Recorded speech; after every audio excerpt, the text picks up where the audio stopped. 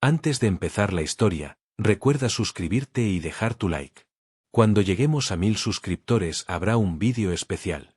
Ahora sí, vamos con la historia. El auditorio estaba sumido en una penumbra solemne. Filas enteras de cadetes con uniformes negros, impecables, permanecían en absoluto silencio mientras la gigantesca pantalla holográfica se encendía frente a ellos. El aire estaba cargado de tensión, como si cada molécula contuviera la anticipación de algo que no debía ser visto por simples reclutas. Las luces del techo, diseñadas para simular un amanecer metálico, parpadearon brevemente antes de apagarse por completo, dejando a la sala iluminada únicamente por el resplandor azulado de la proyección. Lo que apareció primero fue un rugido. No un sonido humano ni animal, sino el rugido metálico de una guerra desatada. La imagen mostró un campo de batalla extraterrestre, donde estructuras ciclópeas de acero retorcido se alzaban como cadáveres de titanes. Explosiones de plasma teñían el cielo con colores imposibles, naranjas eléctricos, verdes corrosivos, violetas ardientes. Cada destello iluminaba cuerpos caídos, soldados anónimos convertidos en sombras bajo el fuego. En el centro del caos, un único soldado avanzaba. Llevaba un exoesqueleto negro, desgastado por innumerables impactos, y un casco blindado que ocultaba su rostro. Sus movimientos eran precisos, casi coreográficos. Giraba, disparaba, recargaba con un gesto mecánico y volvía a lanzarse contra la oleada de enemigos biomecánicos que lo rodeaban. No había unidad de apoyo, ni órdenes transmitidas por radio. Era el contra todos. Y, de alguna manera, estaba ganando. Los cadetes observaron en un mutismo reverente. Algunos apretaban los puños sin darse cuenta. Otros contenían la respiración ante cada embestida del guerrero solitario. La proyección no era una simulación. Los algoritmos de autenticidad lo confirmaban en tiempo real. Lo que veían era un archivo real, una grabación de una batalla ocurrida 20 años atrás en el borde de la galaxia. Una guerra perdida. Una masacre que nadie había sobrevivido, salvo, al parecer, ese hombre. El soldado giró sobre sí mismo y abatió a 3 enemigos de un disparo preciso al núcleo. Luego arrancó de las manos muertas de un compañero caído un lanzador de partículas y lo usó como si hubiera entrenado toda su vida con él. Su silueta se recortaba contra el fondo de un sol en llamas que agonizaba entre nubes de humo. Parecía más un espectro que un hombre. Una leyenda de carne y metal. La secuencia final mostró lo imposible. Rodeado por más de 100 criaturas biomecánicas, el soldado activó una carga de energía en el suelo, creando una onda expansiva que destrozó todo a su alrededor. La cámara, automática, cayó al suelo y grabó los últimos segundos. El hombre de pie, respirando con dificultad, mientras el fuego se reflejaba en su armadura. Luego, el archivo se cortó. Silencio absoluto. La pantalla quedó negra. Nadie en el auditorio se atrevió a hablar. El eco de aquella batalla parecía haber quedado atrapado en los huesos de todos los presentes. Los instructores observaban a los cadetes, intentando medir sus reacciones. Sabían que esa grabación era considerada material clasificado, casi un mito. No era para inspirar, sino para recordarles lo imposible de enfrentar a aquel enemigo. Entonces, en la tercera fila, alguien rompió el silencio. «Ese soy yo». La frase fue clara, firme, sin vacilación alguna. Los cadetes giraron la cabeza al unísono hacia el joven que había hablado. Era uno de ellos, un recluta de apenas 20 años, con el cabello oscuro recortado al estilo reglamentario y una mirada serena, casi ingenua. Se llamaba Elías Serrano. Hasta ese día, nadie lo había notado demasiado. No destacaba en las evaluaciones físicas ni en las tácticas de simulación. Un cadete correcto, disciplinado, pero ordinario. Y sin embargo, acababa de pronunciar las palabras que congelaron a toda la sala. Un murmullo creció como un rumor eléctrico. Los cadetes se miraban entre sí, confundidos, incrédulos. Algunos soltaron carcajadas nerviosas, pensando que era una broma de mal gusto. Otros palidecieron, como si hubieran escuchado una blasfemia. Porque lo que Elías había dicho no era simplemente imposible, era un insulto a la historia de la guerra. El soldado del vídeo pertenecía a un pasado muerto y enterrado. Los instructores reaccionaron de inmediato. El comandante Rivas, un veterano de rostro curtido por cicatrices, se levantó de su asiento con la rapidez de un resorte. «Cadete Serrano», tronó su voz, amplificada por el eco metálico del auditorio. ¿Qué demonios significa esa declaración? Elías no titubeó. Sus ojos permanecieron fijos en la pantalla apagada, como si aún viera el fuego reflejándose en ella. Lo digo en serio, señor, respondió. Ese hombre, soy yo. La frase fue seguida por un silencio tan denso que casi dolía respirarlo. El comandante lo fulminó con la mirada, intentando decidir si estaba frente a un insolente, a un loco, o a algo mucho peor. Uno de los instructores técnicos manipuló los controles de la consola. La grabación se detuvo en un fotograma, el rostro del soldado, cubierto por el casco, reflejando en el visor el brillo de las explosiones. Con un gesto rápido, el técnico aplicó filtros de análisis biométrico, comparando proporciones corporales, movimientos, patrones de respiración. Los resultados aparecieron en un panel lateral, proyectados para los oficiales de alto rango. El murmullo se convirtió en un jadeo colectivo. Los datos eran claros, coincidencia del 99,7% entre el soldado del archivo y el cadete Elías Serrano. Imposible, susurró alguien. El comandante Rivas apretó los dientes, incapaz de ocultar su desconcierto. Luego señaló a 2 guardias. Llévenlo a la sala de interrogatorios. Ahora. Elías no opuso resistencia. Se levantó de su asiento y, mientras los guardias lo escoltaban, se escuchó nuevamente su voz, tranquila, como si no comprendiera del todo la magnitud de lo que acababa de desatar. Yo no recuerdo haber estado allí. Pero sé que era yo. Los demás cadetes lo observaron marcharse, incapaces de procesar lo ocurrido. Algunos estaban aterrorizados, otros fascinados. Nadie volvió a hablar durante largos minutos. En sus mentes, sin embargo, una misma pregunta martillaba sin piedad. ¿Cómo podía un recluta de 20 años aparecer en una grabación de una guerra que había sucedido 2 décadas antes? Cuando Elías desapareció tras las puertas de acero, el auditorio quedó helado. Nadie respiraba. Elías Serrano fue conducido por los pasillos metálicos de la Academia Militar Orbital con las manos esposadas y escoltado por 2 guardias de armadura gris. Sus botas resonaban contra el suelo como martillazos secos, mientras las luces del techo se encendían y apagaban a su paso, obedeciendo a sensores de movimiento que parecían marcar el compás de un ritual solemne. El silencio era absoluto, salvo por el sonido eléctrico de las puertas automáticas que se abrían al detectar la autorización de los guardias. El joven cadete mantenía la cabeza erguida. No forcejeaba, no se defendía. Sus labios estaban sellados, pero su mente hervía con un torbellino de imágenes imposibles. El campo de batalla calcinado, los cuerpos enemigos destrozados, el fuego reflejándose en un visor que sentía haber usado alguna vez. Eran recuerdos sin contexto, fragmentos sin explicación. Cada paso que daba lo hundía más en la certeza de que algo estaba terriblemente mal. La sala de interrogatorios era un cubo de acero iluminado por una sola lámpara cenital. Las paredes estaban recubiertas de paneles absorbentes de sonido, que volvían cada respiración más pesada, cada silencio más insoportable.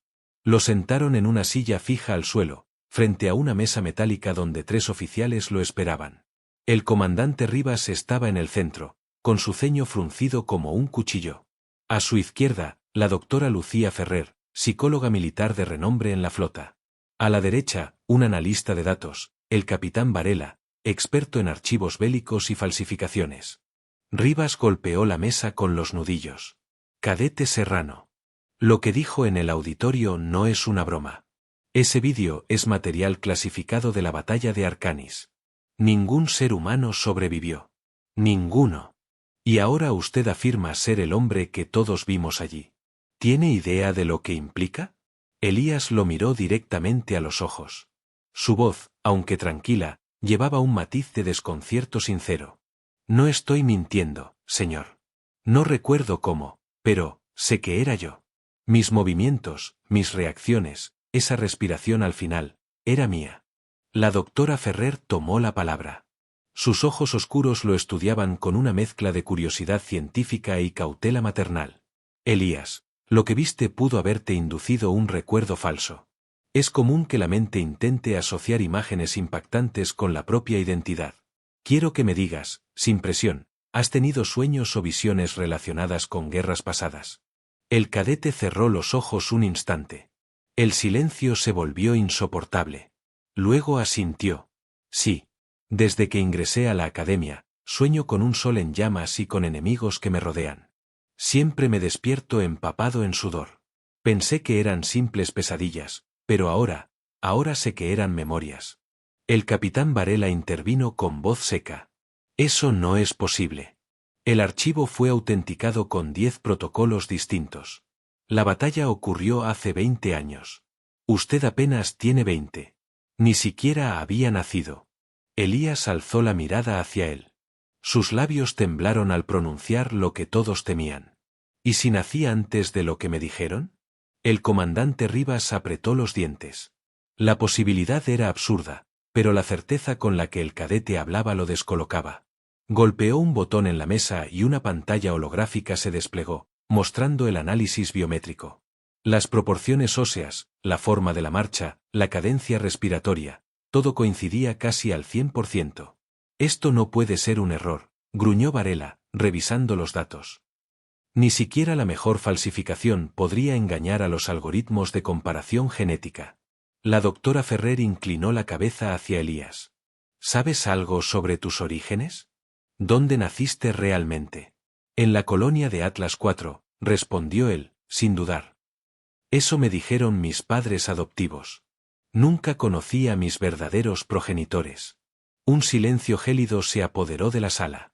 Rivas intercambió miradas con los otros dos oficiales. Luego se inclinó hacia adelante. Cadete Serrano, lo que voy a preguntarle puede cambiar su vida. Responda con total sinceridad. ¿Alguna vez ha tenido la sensación de no pertenecer a este tiempo? Elías respiró hondo. Y entonces, por primera vez, dejó escapar la verdad que lo había perseguido desde niño. Siempre sentí que estaba desfasado. Como si algo en mí no encajara con lo que me rodea. Como si hubiera vivido antes cosas que otros apenas están descubriendo. Rivas se levantó de golpe, golpeando la mesa. Basta de juegos. Pero la doctora Ferrer levantó la mano para detenerlo. Sus ojos brillaban con un destello de intuición peligrosa.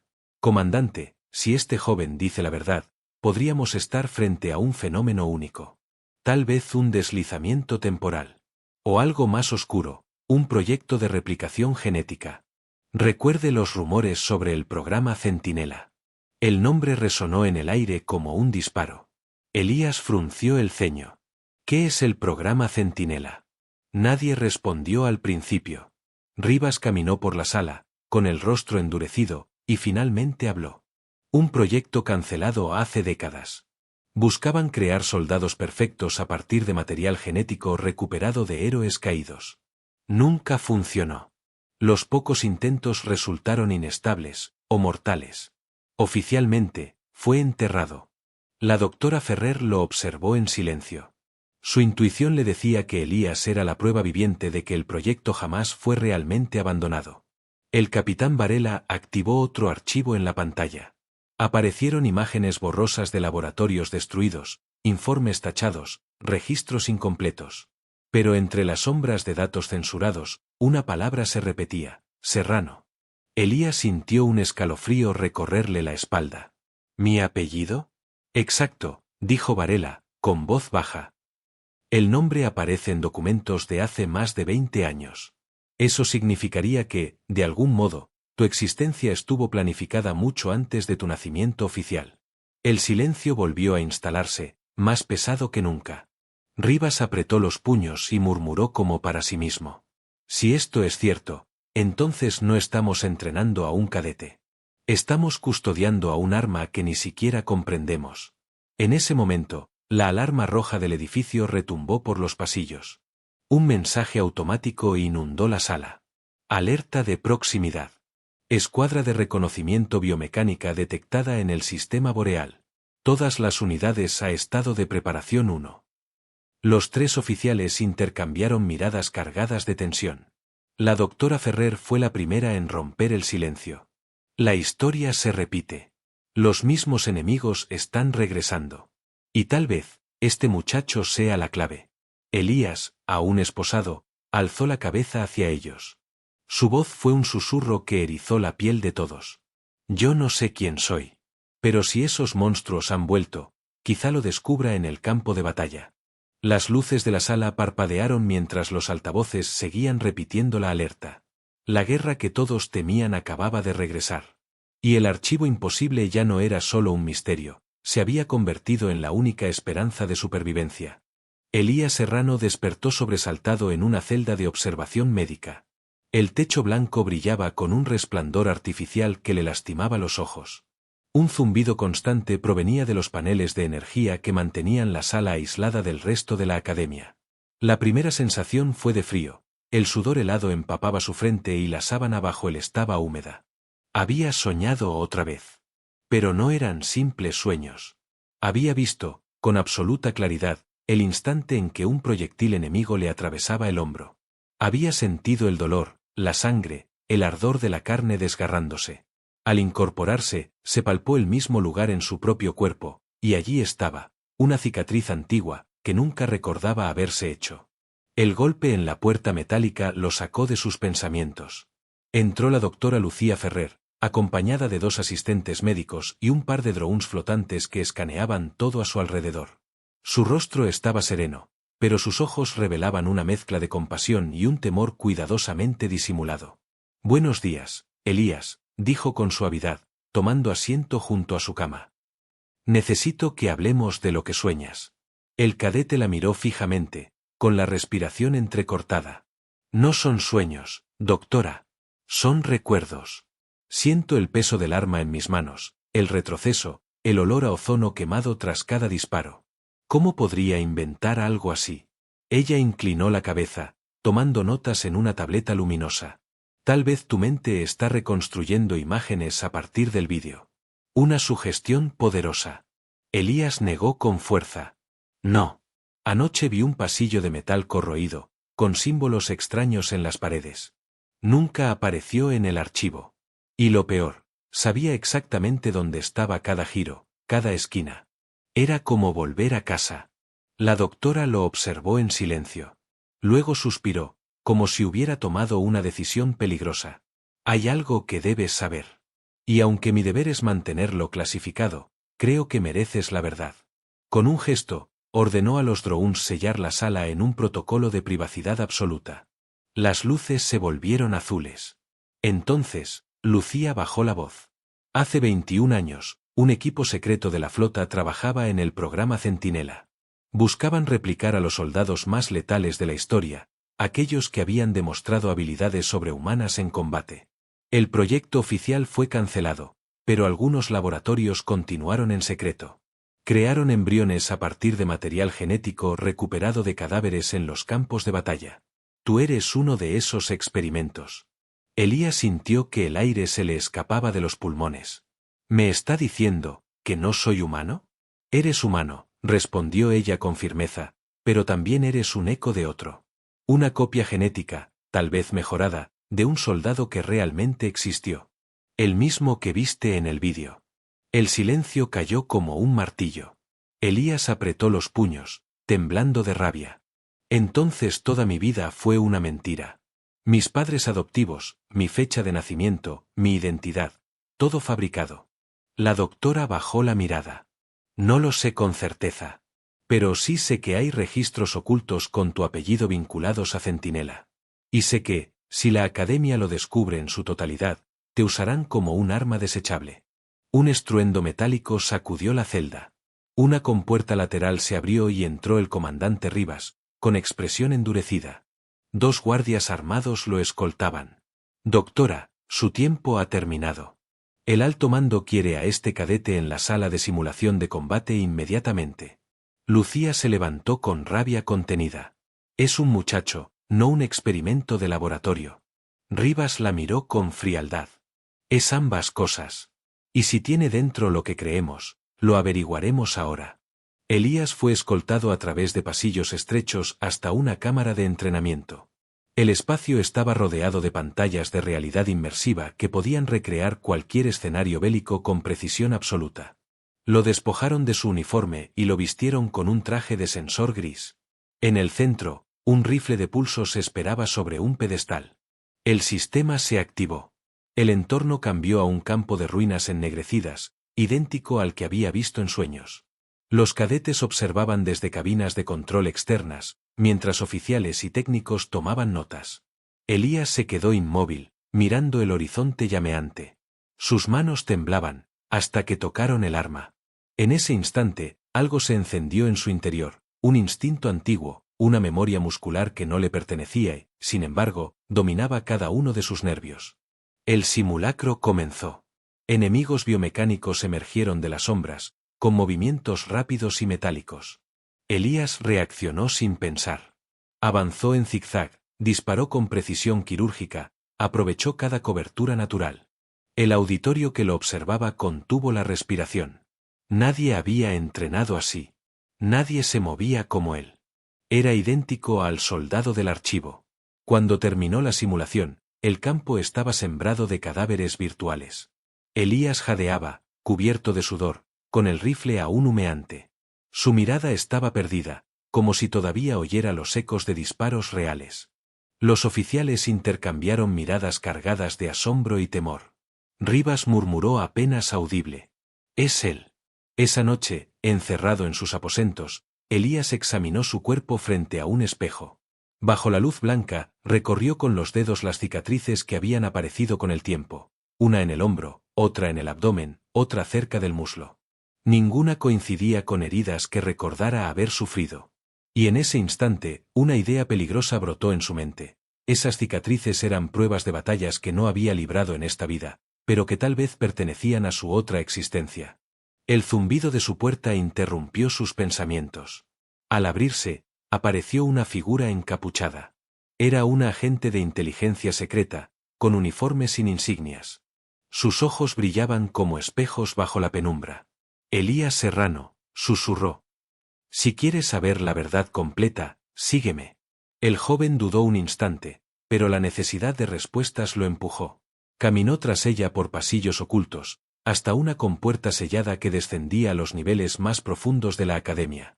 Allí, entre archivos polvorientos y luces intermitentes, le mostró un contenedor criogénico. Dentro, flotaba un cuerpo inerte, idéntico a él. Elías retrocedió, horrorizado. «¿Qué demonios es esto?». La agente bajó la capucha. «Ese eres tú. O mejor dicho, el original del que naciste. El soldado de Arcanis». El mundo se le vino abajo. El secreto estaba enterrado en los sótanos de la academia, oculto por generaciones de oficiales que preferían un arma perfecta a enfrentar la verdad. Y ahora, al descubrirlo, Elías entendía que su vida nunca le había pertenecido del todo. Era un eco, un reflejo, una copia viva de un guerrero muerto. Sus labios apenas lograron articular un susurro. Entonces, ¿quién soy yo en realidad? La agente lo miró fijamente.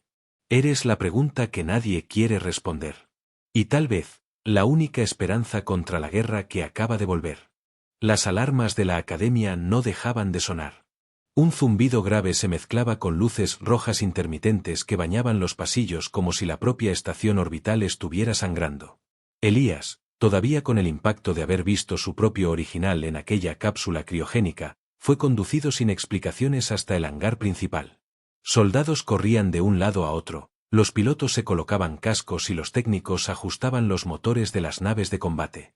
El ambiente estaba impregnado de adrenalina y miedo. Los enemigos biomecánicos habían sido detectados en el sistema boreal, apenas a unos saltos de distancia. El comandante Rivas lo esperaba junto a un escuadrón de élite. Su rostro endurecido reflejaba la tensión de alguien que sabía que estaba a punto de repetir una historia que había jurado que nunca volvería a suceder. «Cadete Serrano», dijo con voz grave, «no tenemos tiempo para sutilezas. La flota enemiga se acerca. Y tú, nos guste o no, eres la única variable que no comprenden. El alto mando ha decidido enviarte al frente». Elías lo miró incrédulo. «¿Quieren que luche? Ahora, sin preparación, sin respuestas?» Rivas lo fulminó con la mirada. «Ya luchaste una vez, aunque no lo recuerdes. El vídeo de Arcanis lo prueba. Si dentro de ti está la misma furia, la misma precisión, entonces tal vez sobrevivamos esta vez». Antes de que Elías pudiera responder, una sombra metálica cruzó el hangar. Una nave de transporte se posó con estruendo, abriendo su compuerta trasera. Decenas de cadetes armados subieron corriendo. Elías fue empujado dentro por los guardias, mientras la compuerta se cerraba detrás de él. El rugido de los motores los lanzó al vacío estelar. El interior de la nave vibraba como un corazón acelerado. Los cadetes, pálidos, se ajustaban los arneses y revisaban sus rifles de pulsos. Nadie hablaba. El miedo era un muro invisible que los mantenía en silencio. Elías, sentado entre ellos, sentía el peso de todas las miradas clavadas en su espalda. Algunos lo miraban con odio, otros con temor, otros con una chispa de esperanza. Era el muchacho que había dicho «ese soy yo» frente a un archivo imposible. Ahora, en medio de una misión real, todos esperaban que demostrara si era un loco o un salvador. Un temblor sacudió la nave. Por las rendijas de los visores se veía el resplandor de explosiones lejanas. La primera línea de defensa humana ya estaba enfrentando a la avanzada biomecánica. El piloto gritó desde la cabina. «Contacto en 5 minutos. Prepárense para el descenso». Elías cerró los ojos. En la oscuridad de su mente, otra vez surgieron recuerdos que no podían pertenecerle. El estruendo de armas alienígenas, el olor de sangre y metal quemado, la sensación de un casco blindado ajustándose sobre su cabeza. Cuando abrió los ojos, sus manos ya estaban firmes sobre el rifle. Algo en su interior había despertado. El descenso fue brutal. La nave se sacudió con impactos de fuego enemigo. Los cadetes gritaban, aferrándose a los asientos. Finalmente, la compuerta se abrió en pleno descenso y una luz blanca los cegó. El campo de batalla los recibió con un rugido infernal, explosiones, disparos, gritos, el estruendo de maquinaria alienígena. Saltaron uno a uno, cayendo en medio del caos. Elías rodó por el suelo, levantándose con una fluidez que no recordaba haber practicado nunca. Frente a él, enormes siluetas biomecánicas avanzaban como una ola de acero, disparando rayos de energía que destrozaban todo a su paso. A su alrededor, los cadetes apenas podían reaccionar, muchos cayendo al suelo antes siquiera de disparar. Elías no dudó. Avanzó entre el humo, disparó a las articulaciones de los enemigos, se movió en zigzag aprovechando cada cobertura natural. Sus sentidos parecían amplificados, veía la trayectoria de los proyectiles antes de que lo alcanzaran, escuchaba cada vibración en el suelo que anunciaba un ataque, sabía exactamente dónde colocar cada disparo para derribar a los monstruos de metal. Un grupo de cadetes lo siguió instintivamente, sin pensarlo. Su precisión los protegía. Donde Elías avanzaba, los demás encontraban un corredor de fuego limpio. El comandante Rivas, desde la línea de mando, observaba las transmisiones en su visor táctico. No podía creerlo. El muchacho se movía exactamente como el soldado del archivo. Cada giro, cada disparo, cada maniobra imposible, era un reflejo perfecto. El campo de batalla comenzó a inclinarse a su favor. Por primera vez en años, los humanos resistían un asalto directo de los biomecánicos. Elías, cubierto de sudor y hollín, se detuvo un instante detrás de un muro derrumbado. Su respiración era agitada, pero sus ojos brillaban con un fuego que no era miedo, sino memoria. «Esto ya lo viví», susurró, apretando el arma. En ese momento, un rugido ensordecedor retumbó sobre el cielo. Una nave colosal biomecánica emergió entre las nubes de humo, desplegando torretas y lanzando enjambres de drones. El suelo tembló bajo la sombra de aquella monstruosidad. Los cadetes gritaron, algunos retrocedieron. Elías, en cambio, sintió un eco dentro de su mente. Había visto esa nave antes, en sus pesadillas, en sus recuerdos imposibles. Una voz metálica resonó dentro de su cabeza, como un eco distante. «Regresaste». Elías cayó de rodillas, llevándose las manos a la cabeza. No era un sonido externo, era una transmisión directa, como si la nave lo reconociera. Los recuerdos se mezclaron en un torbellino, un juramento en un idioma que no conocía, un símbolo grabado en su piel, el momento en que se había vuelto contra esas criaturas en un pasado que no podía pertenecerle. Los demás cadetes lo miraban confundidos, sin entender su tormento. Pero Elías se levantó, tambaleante, y gritó con toda la fuerza de sus pulmones. «Esa nave me conoce». El comandante Rivas, desde la retaguardia, no sabía si detenerlo o seguirlo. Elías corrió hacia adelante, directo contra la marea de drones que descendían. Disparó con precisión inhumana, derribando uno tras otro, hasta abrirse paso hacia la nave colosal. Nadie podía seguirle el ritmo. Nadie podía entender cómo lo hacía. Cuando alcanzó la base de la nave, sus manos se movieron solas, introduciendo códigos en un panel oculto bajo el casco metálico. Los símbolos brillaron como si lo reconocieran. Un acceso se abrió ante él. Elías sintió que el tiempo se detenía. Estaba entrando no como enemigo, sino como alguien esperado. Dentro, el aire era espeso y vibrante. Las paredes metálicas parecían vivas, palpitando con energía. Y allí, frente a él, una consola se iluminó mostrando figuras biomecánicas que lo rodeaban como guardianes. No levantaron sus armas. No lo atacaron. Lo miraban, como a un líder que había regresado. Elías, con el corazón latiendo desbocado, comprendió la verdad más aterradora: los enemigos no lo veían como un adversario. Lo veían como uno de ellos. Y en ese instante supo que su batalla apenas comenzaba. El silencio dentro de la nave biomecánica era más aterrador que cualquier estruendo de batalla. Elías avanzaba con el rifle en las manos, pero no había necesidad de disparar. Las criaturas que custodiaban los pasillos metálicos lo observaban sin hostilidad, con una especie de reverencia extraña. Sus ojos rojos brillaban como carbones encendidos, pero no había en ellos la chispa de agresión. Era como si reconocieran en él algo que los demás humanos no podían ver. La consola central, un monolito vivo que palpitaba con destellos eléctricos, se iluminó cuando Elías se acercó. Símbolos desconocidos surgieron en el aire, flotando como hologramas líquidos. Y entonces, sin saber cómo, pudo entenderlos. No era un lenguaje aprendido, era un recuerdo que emergía, un conocimiento inscrito en lo más profundo de su ser. Bienvenido de nuevo, comandante. La voz resonó directamente en su mente. No provenía de ninguna garganta, sino de la propia nave. Elías dio un paso atrás, con el corazón desbocado. Yo no soy tu comandante, gruñó, apretando el rifle. Soy humano. La nave respondió con una calma inquietante. Fuiste humano. Luego fuiste elegido. Tú nos guiaste en Arcanis. Tú nos traicionaste. Elías apretó los dientes. Imágenes le atravesaron la mente como cuchillas. Él mismo, sin casco, liderando un escuadrón de biomecánicos, lanzándose contra posiciones humanas, y luego, girando su arma contra ellos, masacrándolos en una decisión desesperada. El eco de gritos alienígenas y humanos se mezclaba, convirtiéndose en una sinfonía de locura. Cayó de rodillas, jadeando. Su respiración se entrecortaba, incapaz de distinguir qué era real y qué no.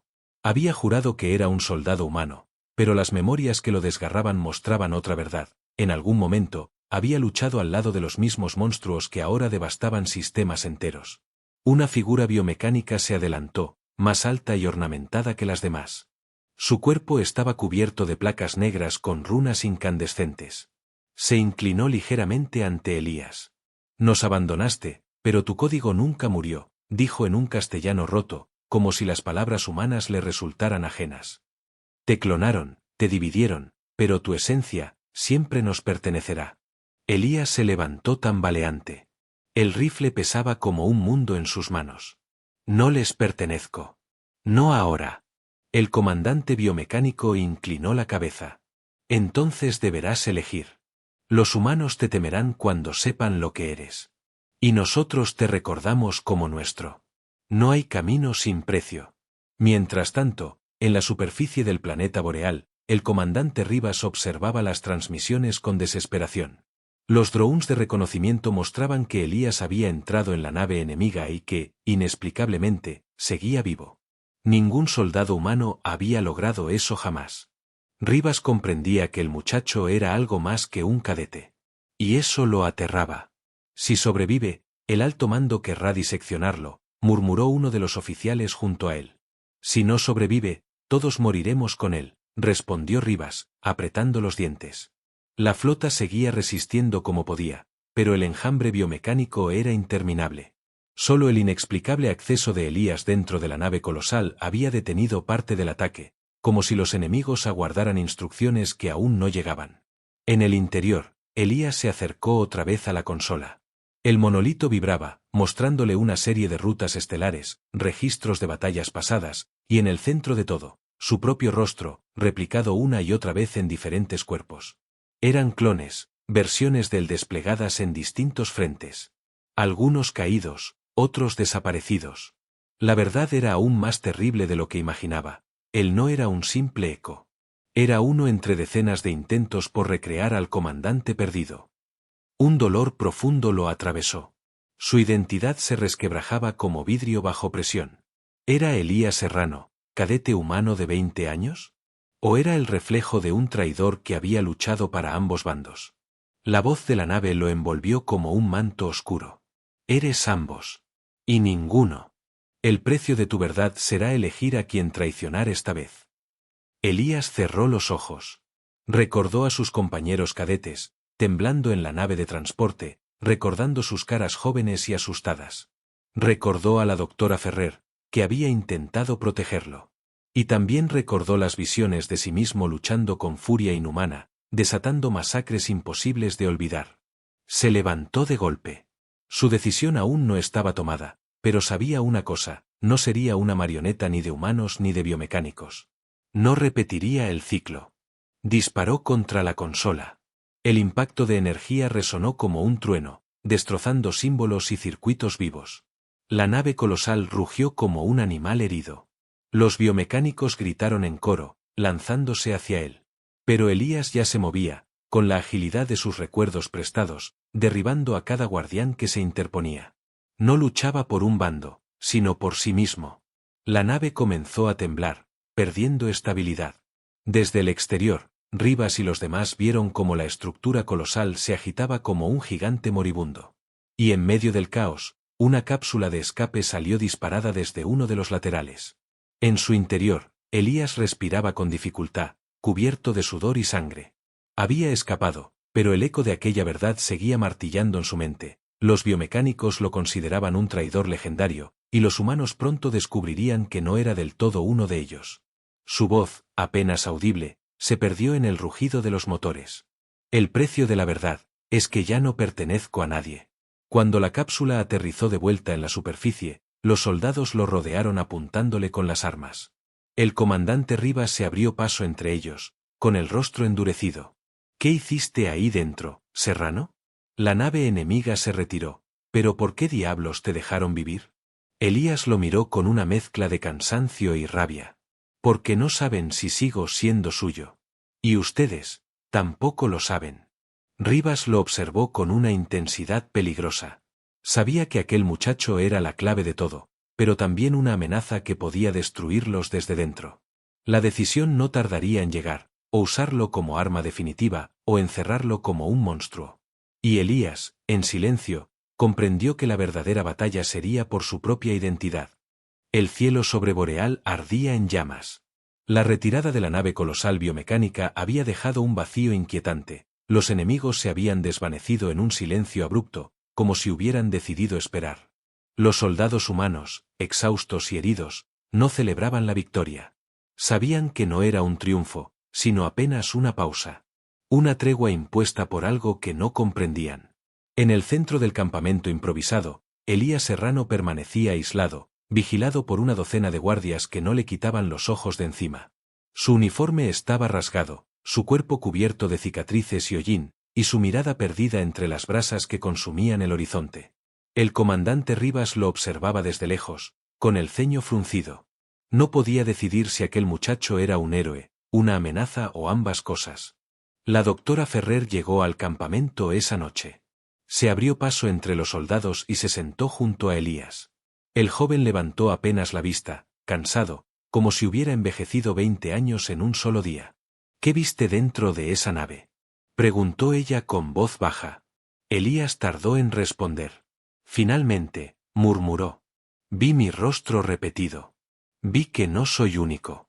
Que no soy siquiera, yo.